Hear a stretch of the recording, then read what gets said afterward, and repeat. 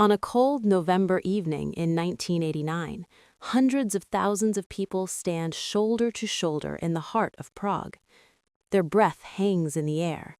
Their hands are raised, not with rocks or Molotov cocktails, but with keys. Tens of thousands of metal keys jingling in the night, a soft metallic roar echoing off the buildings along Wenceslas Square. This is how you ring the bell for the end of a regime.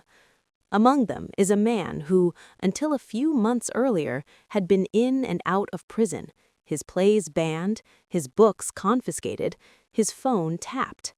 A man who has spent most of his adult life labeled enemy of the state. His name is Václav Havel. In a matter of weeks, this man will go from being a dissident playwright watched by the secret police to president of Czechoslovakia, shaking hands with American presidents, speaking at the United Nations, helping to dismantle the empire that once rolled its tanks through his city. To understand how that happens and why his story resonated so strongly in the United States, you have to go back to the beginning. Back to another Prague, another occupation, another moment when the Soviet system realized, with a shock, that ideas spreading from the West were more dangerous than any tank division. Václav Havel is born in 1936 into a family that, by communist standards, starts on the wrong side of history. His family owns property, studios, and even a famous modernist building in Prague. They are part of the pre-war cultural and economic elite. To an American, it might look like a classic upper-middle class or wealthy family, business, art, and society all mixed together. To the communists who seize power in 1948, it looks like the enemy. The new regime confiscates Havel family properties.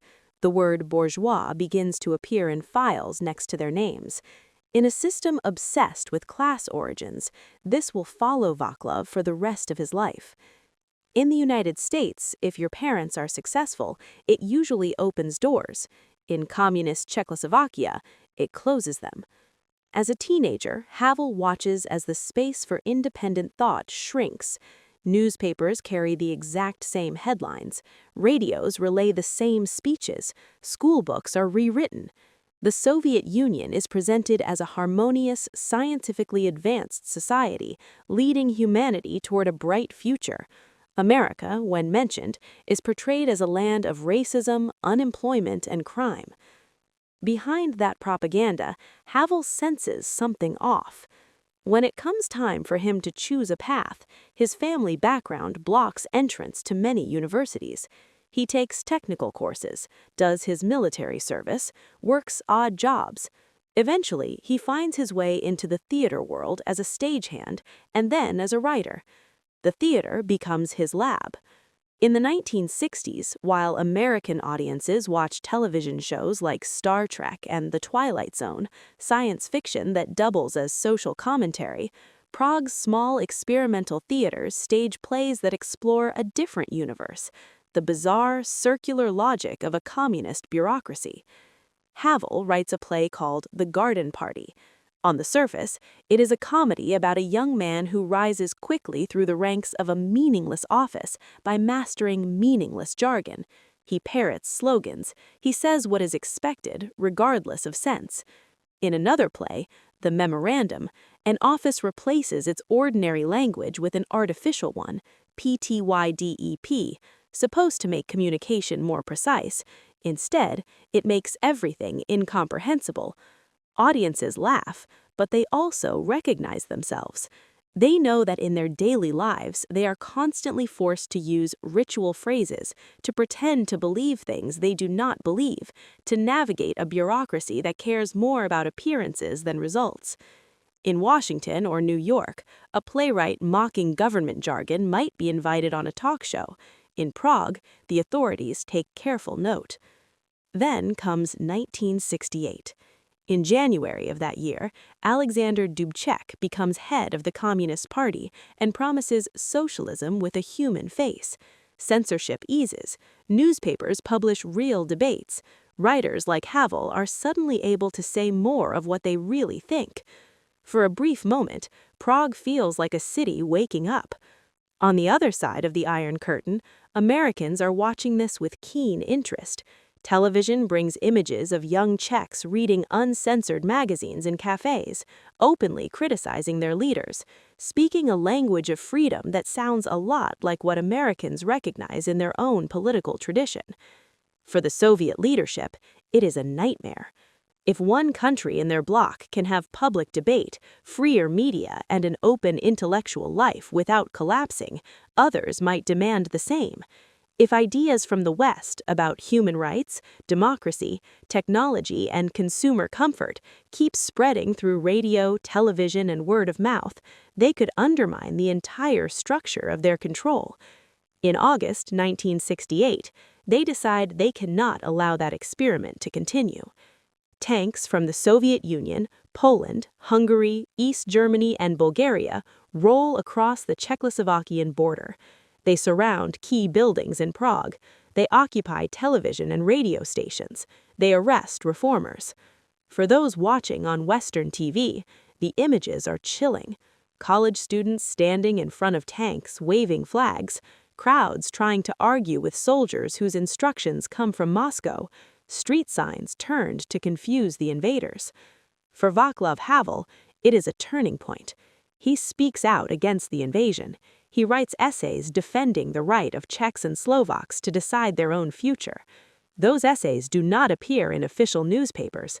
They are passed hand to hand, typed and retyped on smuggled typewriters, carried to foreign journalists.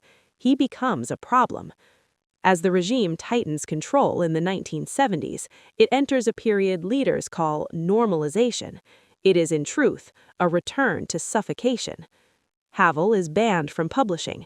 His plays are removed from repertories. He is deemed politically unreliable. To survive, he takes a job at a brewery, hauling beer barrels and working shifts.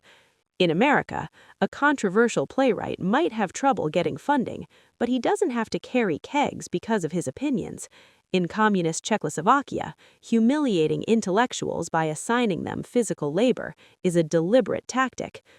But the work at the brewery gives Havel something he could never have gotten in a party office, a direct view into how ordinary people are navigating life under dictatorship.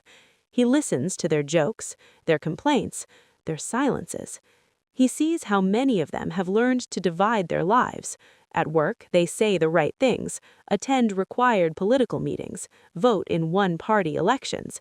At home and in pubs, they roll their eyes, tell anti-communist jokes, listen to banned Western music on smuggled records. They live a double life. In 1975, Havel writes a long, unsparing letter to the country's president, Gustav Husak. He does not flatter, he does not threaten, he diagnoses.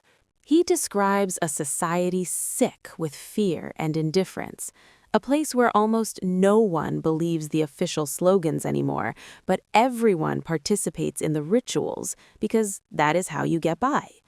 He warns that this post-totalitarian system is rotting from within, that it is brittle, unable to handle truth.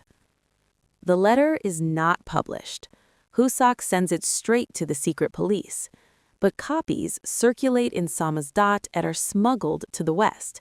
Suddenly, policymakers and citizens in America and Western Europe have a window into what it feels like to live under Soviet-style communism, not as a cartoon, but as a subtle, soul-numbing daily experience. The more attention Havel gets abroad, the more the regime tries to isolate him at home. And then, in the mid-1970s, something happens that pushes him a step further toward open confrontation. A Czech underground rock band called Plastic People of the Universe, heavily inspired by American and British rock, refuses to conform to the cultural rules of the regime. They play loud, experimental music. Their lyrics are strange, surreal, sometimes darkly humorous. They refuse to join the official musicians' union. They simply want to play. For the authorities, this is unacceptable. In a system that fears uncontrolled art, a rock band can be a threat. In 1976, members of Plastic People and other underground musicians are arrested and put on trial for disturbing the public order. For Havel, the trial is like a slap in the face. He realizes that the regime is not just going after intellectuals who write essays in fancy journals, it is going after kids in leather jackets who want to plug in amplifiers and play distorted guitars. It is not just afraid of theories, it is afraid of rhythm, noise, and difference. He decides that this is not just about politics, it is about the right of people to live authentically, to be themselves. He throws himself into their defense. He organizes other writers and intellectuals to attend the trial. He writes up reports and has them smuggled to Western media. He meets with families. He listens to the musicians' fears and hopes.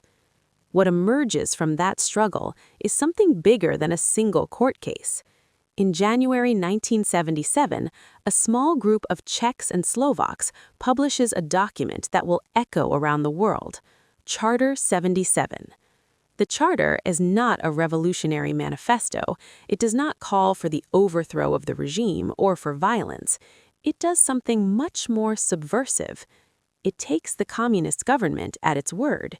It points out that Czechoslovakia has signed international agreements like the Helsinki Final Act that commit it to respect human rights and basic freedoms. It notes that these commitments are now part of the country's own legal order. And then it calmly states that in reality, those rights are being violated. People are jailed for their beliefs, censored for their writings, punished for their faith. The law on paper does not match the law in practice. At the bottom of the charter are signatures. Workers, intellectuals, former officials, priests, rock fans. Around 240 names. Among the most prominent is Václav Havel. Charter 77 calls itself an open community of people concerned about human rights. It offers dialogue. It asks the state to behave according to its own laws. For the regime, this is intolerable. State media launch a ferocious campaign. Newspapers call the signatories traitors, agents of imperialism, parasites. On television, loyal workers and artists denounce Charter 77 in carefully staged meetings. At factories, party secretaries demand that employees distance themselves from it. The secret police harass, interrogate, and sometimes arrest those whose names are on the list. Jobs are lost, children are expelled from schools, passports are confiscated. In the United States, the text of Charter 77 is reprinted in major papers. Human rights organizations bring it up in hearings. Members of Congress mention it in debates about trade and East-West relations. The Helsinki process, which Moscow had intended as a way to solidify its borders, is now being used against it. The same technology that brought images of Soviet tanks in Prague into American living rooms in 1968 now takes the words of a small group of Czech dissidents and broadcasts them back across the Iron Curtain. Television news anchors explain who Václav Havel is. Editorials praise the courage of Charter 77. In the age of satellites and global media, the regime finds it harder and harder to keep control of the narrative. Havel is not just signing manifestos. In 1979, together with other charter activists, he helps found VONS, the Committee for the Defense of the Unjustly Persecuted. The purpose is simple and radical. Track every case of political persecution, documented carefully, and publish reports, names, dates, charges, sentences. Turn rumors into facts. It's like building an independent human rights office inside a police state. For the secret police, this is an act of war. In May 1979, Havel and other VONS members are arrested. They are charged with subversion of the Republic. The trial is held in October. The charges are vague, but the message is clear. If you expose our abuses, we will put you in prison. Havel is sentenced to 4.5 years. He is sent first to the Ruzin prison in Prague, then to a labor camp in the north, where his job is to weld steel mesh under harsh conditions with punishing quotas. Days blur into each other. The cold clamps his lungs. His health, never robust, deteriorates. But his mind does something else. He begins to write letters to his wife Olga. At first, they are practical. He talks about his health, about what he needs, about other prisoners. Gradually, they stretch out. They become explorations. He uses them to think aloud about what it means to be responsible, about whether a person in prison still has moral choices, about how to live truthfully in a place built on lies. He writes about guilt, about hope, about faith. He knows the censors will read them. He also knows that each letter that gets out can eventually reach friends, be copied, be read in the West. When those letters are later published as Letters to Olga, people around the world are struck by something they didn't expect from a man who had been called enemy of socialism for years. He is not full of hatred. He is not obsessed with revenge. He is obsessed with the question of how not to become like the system that is trying to crush him. In the United States, readers see in these letters a kind of echo of their own philosophical tradition, questions about freedom, conscience, the proper limits of power. But here, those questions are being asked by someone in a concrete physical prison, not in a quiet study. The power of ideas and the reality of bars are colliding. Years earlier, in 1978, before his imprisonment, Havel wrote an essay called The Power of the Powerless. In it, he describes how a shopkeeper in a communist country hangs a sign in his window saying, "Workers of the world unite," not because he believes in it, but because it is expected. It is easier to hang the sign than to refuse. Havel argues that the entire system depends on millions of such small acts of self-betrayal. When ordinary people start removing the signs, not literal signs only, but all the gestures of fake loyalty, then the regime's power begins to erode. He calls this living in truth, not storming the secret police headquarters with guns, but quietly, day by day, refusing to say something you know is false, refusing to sign a paper you do not agree with, refusing to clap when they tell you to. For Americans, used to thinking of resistance in terms of dramatic moments, the Boston Tea Party, the March on Washington, this idea of quiet, everyday defiance is a new angle on freedom. While Havel is in prison, The Power of the Powerless and Letters to Olga circulate widely abroad. Students at American universities read them in political science classes. Western leaders quote them in speeches. They also circulate quietly in Czechoslovakia, copied at night on aging typewriters, smuggled under coats. In February 1983, after recurring bouts of pneumonia and under pressure from abroad, the authorities release Havel early on health grounds. He is not allowed to forget that they can always lock him up again. For much of the 1980s, he lives in a strange twilight. He is famous in the West, unknown to many in his own country unless they are part of the underground. He cannot leave Czechoslovakia. He is watched constantly. And yet, something is changing, both in his country and in the empire that dominates it. In the late 1980s, the Soviet Union is in trouble. Its economy is stagnating. It is falling behind not just the United States, but also Japan and Western Europe in high technology. American and Western European companies are rolling out personal computers, advanced telecommunications, consumer electronics that fill shelves and transform daily life. In Prague, people watch Western TV through illegal antennas. They see ads for products that do not exist in their own stores. They watch American rock videos. They hear Ronald Reagan talking about human rights and calling the USSR an evil empire. They notice that in the West, Politicians are mocked on late-night television by comedians who never go to jail. They see news anchors criticize their own presidents live, in color, via satellite. Meanwhile, their own leaders read bland speeches off yellowing paper broadcast on state TV with the enthusiasm of a funeral. The technological gap is not just a question of gadgets, it is a question of atmosphere. In America, innovation is linked to openness. In Czechoslovakia, every new copying machine or fax is seen as a potential leak.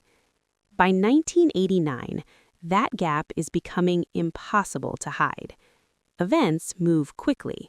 In January 1989, on the 20th anniversary of the self-immolation of a student named Jan Palach, who had set himself on fire in 1969 to protest the Soviet occupation, people gather in Prague to remember him.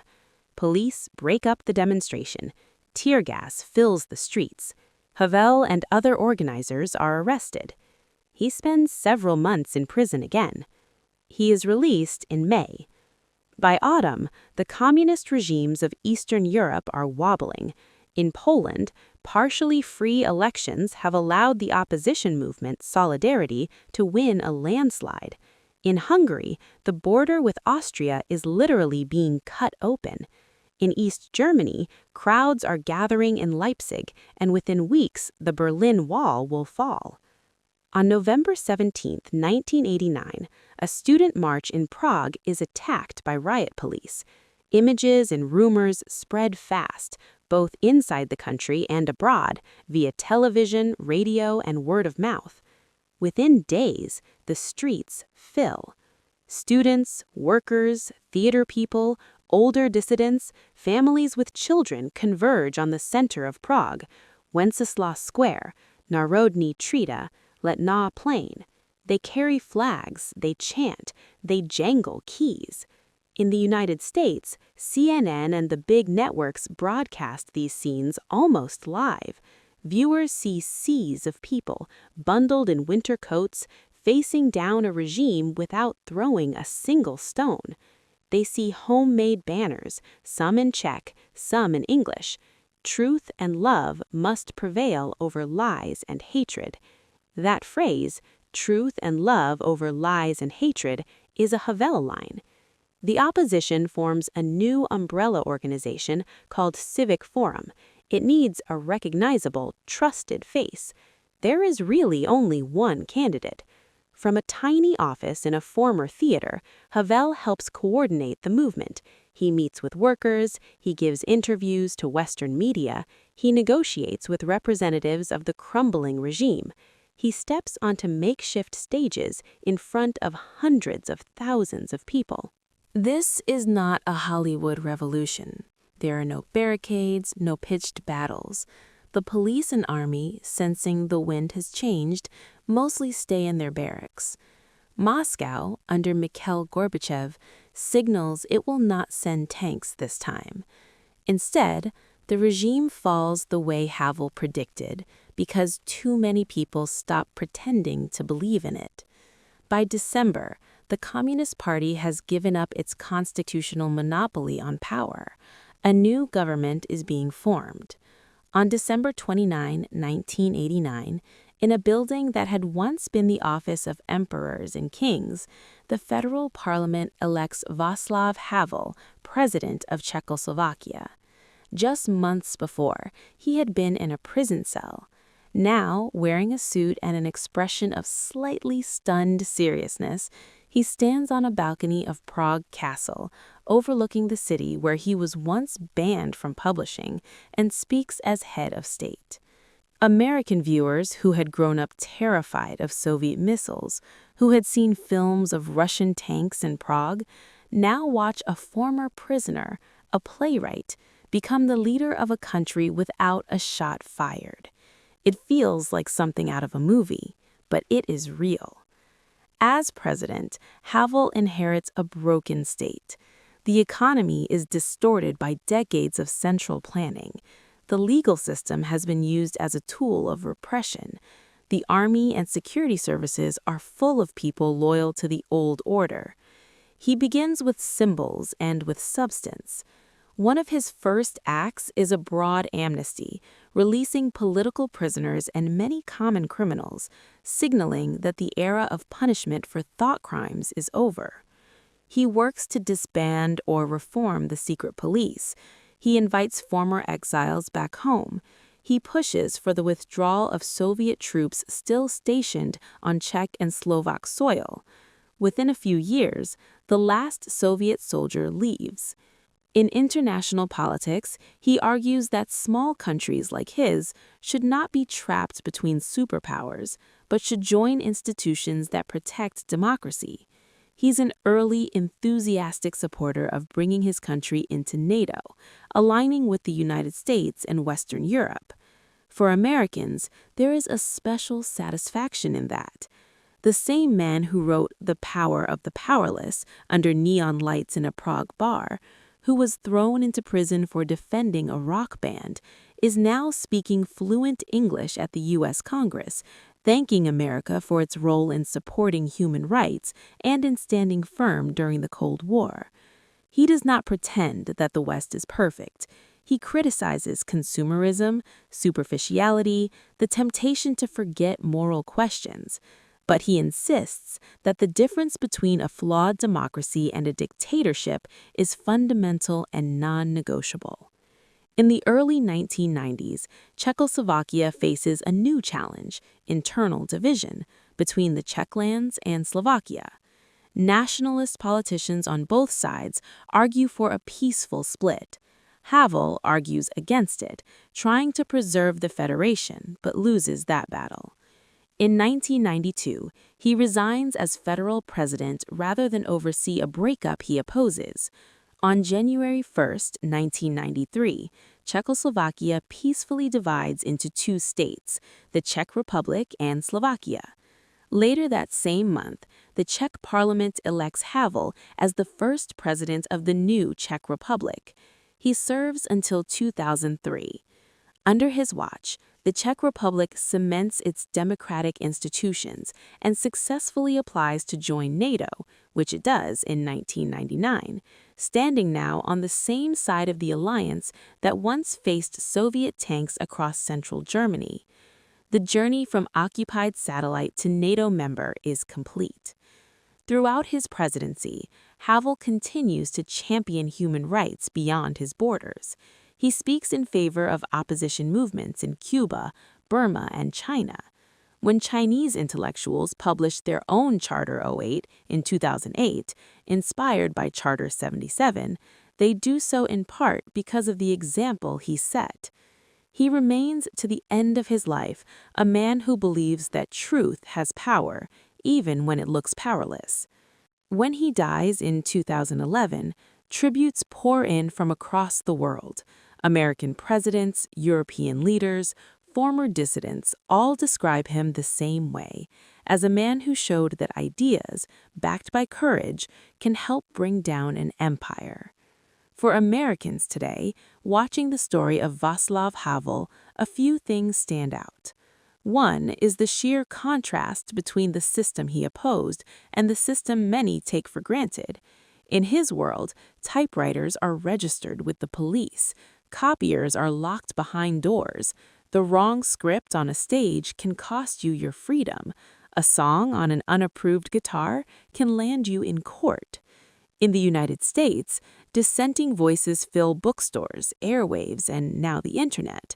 Technology, instead of being chained and monitored by the state, becomes a platform for competition among ideas.